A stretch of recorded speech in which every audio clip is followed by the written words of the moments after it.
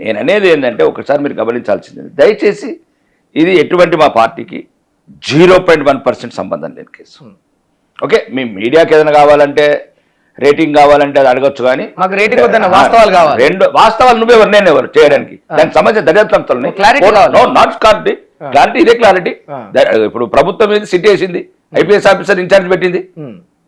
రెండోది మ్యాటర్ ఏదో కోర్టులో ఉంది, న్యాయం తెలిసింది, దర్యాప్తు తెలియదు. ఇంత నత్త నడకలాగా సాగుతుంది ఈ కేసు. చాలా కేసులు 6 కోట్ల ఇంత నిమ్మలంగా చూడడం నేను ఇది మొదటిసారి. ఓరడి కేసులున్నాయి, ఇట్లాంటి లక్షల కేసులున్నాయి. బట్ కాదని నువ్వు ఎట్లా డిసైడ్ చేస్తావు? నిన్న కూడా హైకోర్టు అడిగింది ఫస్ట్ ఏజ్ సర్టిఫికేట్ ఇవ్వమన్నది.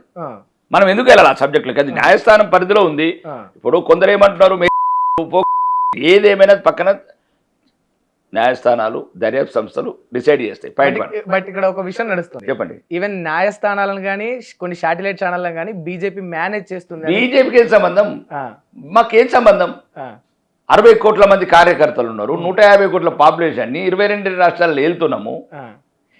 వీటన్నిటిని ఇప్పుడు ఈ కేసు మొత్తం డ్యామేజ్ డ్యామేజ్ కదా. ఇక్కడ తెలంగాణ ఉన్నదని చాలా మందికి తెలియదు, అక్కడ బీహార్ లో కొంతమందికి తెలంగాణ ఉన్నదని తెలియదు, చాలా మందికి తెలియదు. తెలంగాణకి 6,000 కాబట్టి చాలా మంది ఆడపిల్లలు ఉంటారు, గిరిజనులు ఉంటారు. నువ్వేదో చిన్న కుటుంబ సమస్య పెట్టుకుని దేశం సమస్య అంటే అనేది ఏంటంటే, సుమారు ఇప్పుడు ప్రపంచంలో జనాభా ఉంది 800 కోట్లు. 800 కోట్ల మందికి తెలంగాణ ఉంది తెలియదు, ఇండియా ఉంది తెలియదు. కొంతమంది పేదలు నిరుపేదలు ఉన్నారు ఆఫ్రికా అడవులలో, ఇప్పటి వరకు బట్టలు కూడా కట్టుకోవట్లేదు, ఆది మానవులు ఉన్నారు. ఇంకా ఇప్పుడు నువ్వు చైతన్యవంతమైన సబ్జెక్ట్ ఇది, ఇది ఒక కుటుంబానికి సంబంధించిన పరిమితి తప్ప ఇది రాష్ట్ర ప్రజలకు సంబంధించిన విషయం కాదు. అంటే ఒక ఆడబిడ్డకు రక్షణ లేదు, మళ్ళీ ఆడబిడ్డకు రక్షణ లేదు, ఆడబిడ్డ రక్షణ లేదు. ఆడబిడ్డ మంచి బ్రహ్మాండంగా వెహికల్ నడుపుకుంటా కాలేజీలో పోతున్నది, అట్లా రకరకాల. మేము ఎందుకంటే మళ్ళీ అమ్మాయి విషయం కాబట్టి వెహికల్ నడిపినంత మేము ఏమంటున్నామంటే, దాన్ని మనము బాగా ఇబ్బందికరంగా మాట్లాడటానికి ఇప్పుడున్న సబ్జుడిస్ అవుతుంది. మీరు కూడా ఆలోచించుకోండి. మేము ఇక శాసనసభ్యులం, మేము చెప్పదలుచుకున్నది ఏంది, అమ్మాయిని అయేషలాగానో, అయేష కేసెస్ డిఫరెంట్.